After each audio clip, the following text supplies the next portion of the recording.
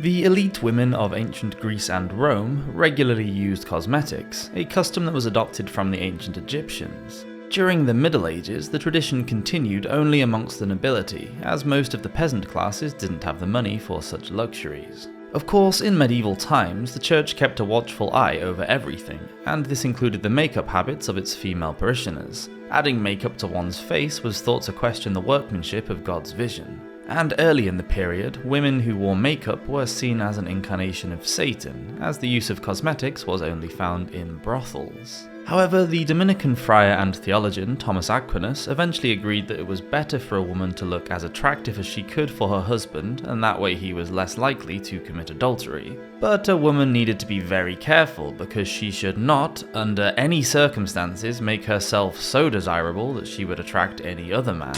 It's quite fortunate then that attractiveness isn't subjective. Oh, it is? Oh, well, that must have been terribly confusing then. Let's travel back in time and try to navigate the difficult and disturbing world of beauty in the Middle Ages. Welcome to Medieval Madness.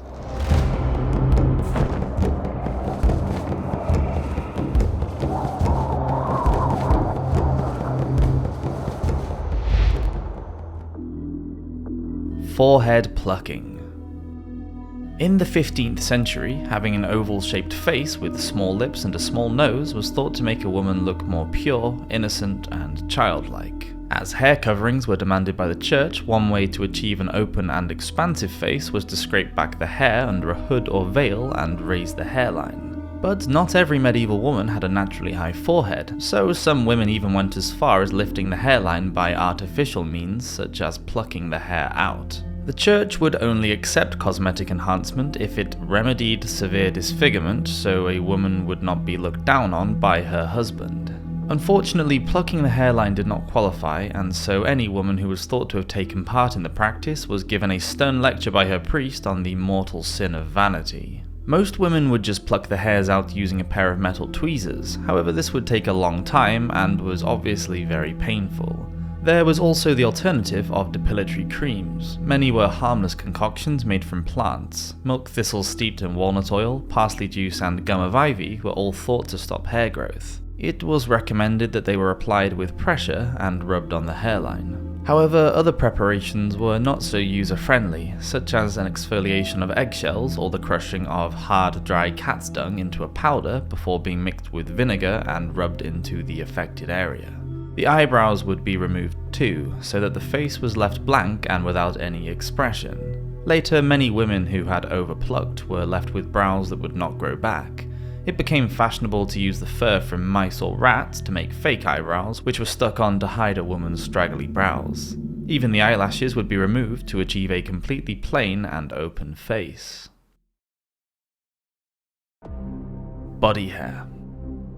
Further east in Turkey's Ottoman Empire, the female concubines of the Sultan's harem were also using many different beauty treatments to make themselves desirable. Using a mixture of orpiment, which contains arsenic and is very toxic, and caustic lime, the women would make a depilatory cream called ruzma. The mixture was rubbed all over to remove any unwanted body hair. After rinsing in the Turkish bathhouse, a bronze scraper, similar to the strigil used in ancient Rome, was rubbed on the body to remove any mixture that was left. Ruzma also whitened the skin, but it was very corrosive and could produce bad burns if left on for too long. Body hair was also rejected by European women too. One 11th century remedy recommends taking ants' eggs, red orpiment, gum of ivy, and mixing them with vinegar. The preparation should be rubbed over the body to permanently remove hair. Teeth blackening. Meanwhile, over in Asia, during the Heian period between the 8th and 12th centuries, Japanese noble women were deliberately blackening their teeth. This practice, known as ohagoru, was achieved by drinking a dye called fushiko powder, made from iron, vinegar, and ground gallnut. Spices such as cinnamon, anise, and cloves were added because the drink tasted so vile and needed to be consumed 2 or 3 times every few days. The dye coated the teeth in a black, shiny lacquer. It's surprising to learn that the drink actually did no physical harm.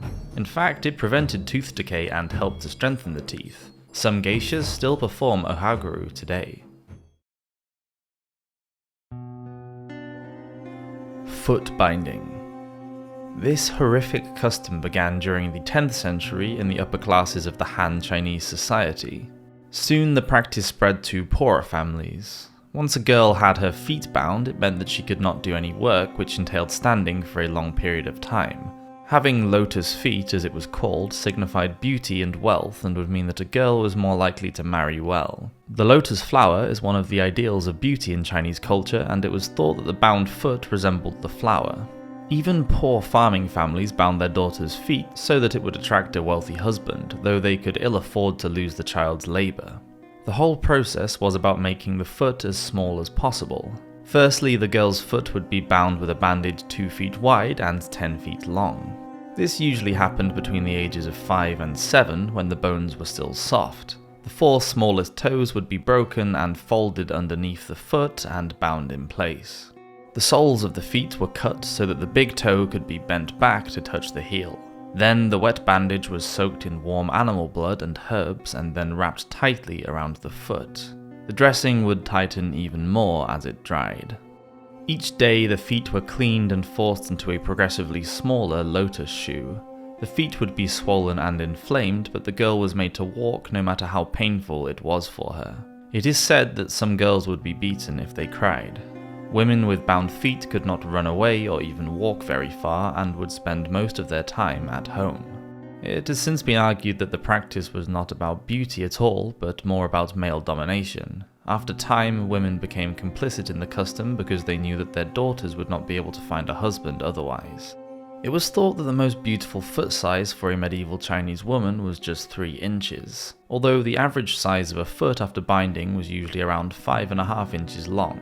In some cases, toes fell off because of a lack of circulation, and women with bound feet suffered from spine and hip problems. Nevertheless, the practice continued until the mid-20th century, before it was finally banned outright. Pale and interesting. During the medieval period, clear white skin was regarded as the height of beauty.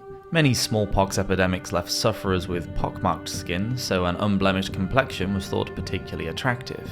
One remedy to get rid of what was seen as unsightly freckles was to smear the face with the blood of a bull. Unlike most of Europe, which was still under the feudal system, in the 13th century, Italy began to experience a cultural rebirth known as the Renaissance. Many Roman monuments that had been buried for centuries were unearthed in Italy at this time. The inhabitants of cities such as Florence and Rome tried to reinvent a classical society. The way that it was thought the ideal woman should look also went through a great change. Renaissance paintings show voluptuous women in loose but sheer fabrics that revealed much more of their bodies. Their skin is very pale, they have shiny cheeks, and deep red lips. In achieving this paleness, many medieval women used toxic materials which not only damaged the skin, but could also cause severe health problems and even death. A pale complexion was not just considered a sign of beauty, it also reflected wealth and high esteem. It was a status symbol that showed the world that you could stay indoors and didn't have to work. Just staying out of the sun wasn't enough though. Some women resorted to using leeches to drain their blood in an effort to make their skin paler, but most used powders and creams. Chalk, flour, and even arsenic powder were just some of the ingredients used to lighten the skin. White lead was also used and mixed with vinegar to make a paste. In the later period, mercury was also given as a silvery sheen to the paint, which was often used on the neck and bust line as well. Of course, this makeup was highly toxic to the wearer. The lead would eat into the skin, causing rashes, which meant that women had to use even more of the mixture to cover up the blemishes. After being absorbed into the skin, the lead also caused muscle paralysis, hair and tooth loss, headaches, and in some cases, death. Ironically, it also caused wrinkles because it dried out the skin so much. Lips were painted red with vermilion, a bright red substance also made from a form of mercury. A major source of vitamin D is sunlight, and as well as causing heavy metal poisoning, the use of this thick white makeup, as well as other lifestyle choices, could also lead to medieval women having a deficiency. The skeletons of 2 newborn babies were found in the Medici crypt in Florence. They both had severe rickets, which is caused by the lack of vitamin D. It would seem that their mother, who would have been coated in thick makeup and would have worn dresses with heavy materials, wouldn't have absorbed any sunlight whilst pregnant, and sadly her baby suffered the consequences. doe eyes. The Italian word belladonna means beautiful lady. It is also the name of the deadly nightshade plant, one of the most toxic plants in the world. In the Middle Ages, Italian women would make a solution from the berries of the plant and use it to make eye drops. Just one drop in each eye caused the pupil to dilate by blocking the receptors in the muscles.